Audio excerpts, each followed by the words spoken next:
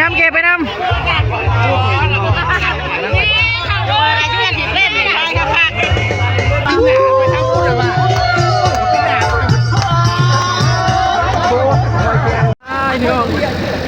งานขอเมียเนาะ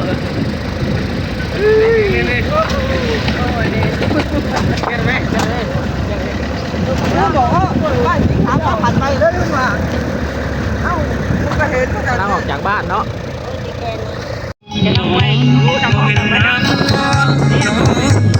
ห้องมีเนาะ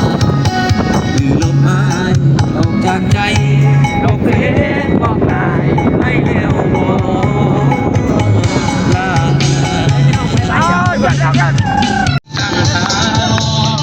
ไปสู่ขอน้องนางแก้มห้องตามคำสัญญาปีดาไม่มาทางไปบ้านภาษาไม่ได้ขี่ต้มพี่น้องเอ้ยความตัวน้อยทางไปบ้านภาษาไม่ได้ขี่ต้มออกรถตั้งแต่6 โมงย่างบ้านนี่เพิ่นได้ฮอดอยู่ทุกพอยาไม่ได้แต่มือเดียวนี่ฮะว่าที่โน่นฮอดแล้วมาลงตอนนี้เขากลับมาฮอดบ้านโน่นยางเนาะทุกคนเนาะ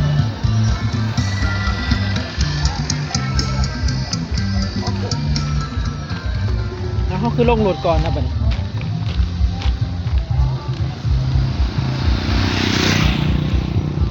เดี๋ยวเขาสิมาเบิ่งฮีดคอประเพณีเพิ่นน้องว่าเพิ่นเฮ็ดแนวไหนเนาะทางนี้เนาะพี่น้องไปล้างข่าวบ้านเนาะสบายดีไอ้บ่าวสบายดีหอดได้เนาะไม่หอดจริงไม่หอดนี่คือเจ้าสาวเนาะตอนนี้เขาก็สิมาฮอดเทือนเจ้าสาวแล้วนะทุกคน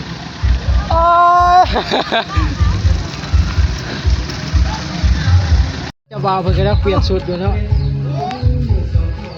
นี่กำลังแปลงร่างเนาะ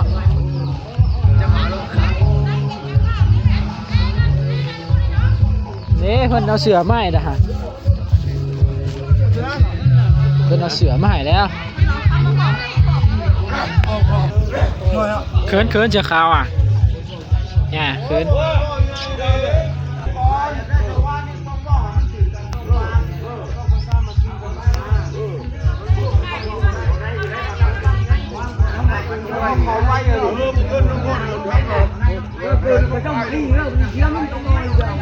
กำลังหอบผ้าขวัญมาเนาะอยากกินในต้มไก่ดอกทางนี้อยากได้ชวาไก่เนาะแม็ก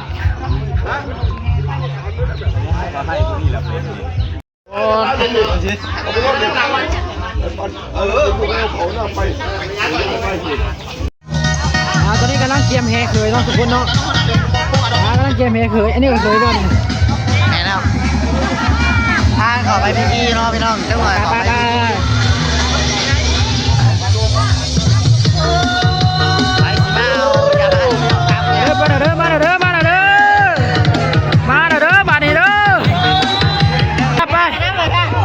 เก็บไปน้ำ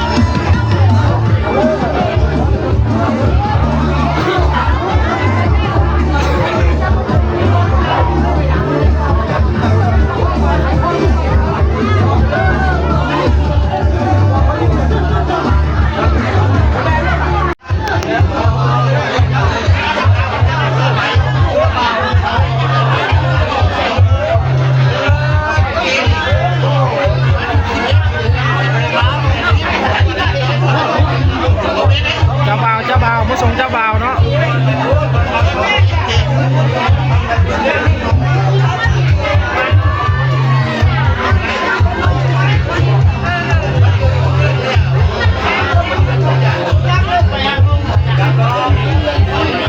ตอนนี้กับเมื่อแล้วเนาะบาทนี้เนาะเมื่อแล้วบาทขามาบัดหน่อยขาเมื่อบัดลาได้บาทนี้ ร่างเลย ฮะร่างหนึ่งเฮาลง เดี๋ยวเบียร์2 ร่างเลย ฝากกดติดตามกดไลค์กดแชร์หน่อยเด้อเนาะ